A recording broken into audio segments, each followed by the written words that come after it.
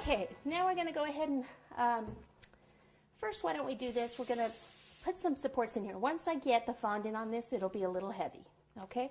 So if I just pop this into the cake, the weight of it can actually push down on your cake. So what I need to do is just take some skewers here, some dowels, get my dowel cutter and my hammer, and then I will just take some of these, and we'll do a couple in here a little higher. So I'll just take that, pop it in, mark it with my thumb. Cutters, these are PVC pipe cutters, and sometimes these are a little tricky if you haven't used them before. You have to kind of pull it out, see how it cranks out, and then pop them in here, and you keep cranking it down, and then hold on to both pieces of the stick or it'll go flying across the room. Okay, unless you want to hit the person across the room, then I guess it would be okay. All right, may as well use this one here on the other side. So I'll do 4 of these. Again, it's to support the weight. Somebody asked, can you use the bubble tea straws instead of the wood dowels? You can use straws. I don't ever use straws, but you guys can use straws. I don't know. I know that the weight of the straw and the whole engineering thing is supposed to be strong enough, but I still don't trust them. Okay, and then one here. Pull this up.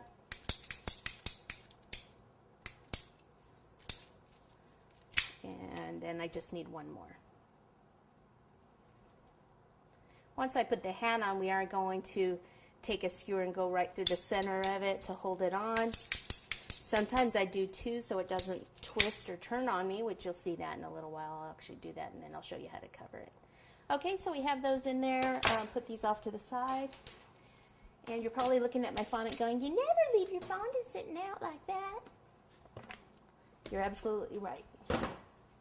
Buff Cakes wants to know how many of those PVC cutters have you gone through? What was the name? Buff? Buff Cakes. Buff Cakes. Buff Cakes sounds like someone that would use PVC cutters. Yeah. I have several. I have lots. I've never worn a pair out, though. Chipped a couple.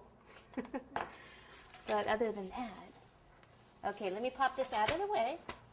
All right. It's important that your boards are strong enough. You know, if I just had a regular single wall, which means a single wall board only has one row of corrugation. Double wall has 2, so it's stronger.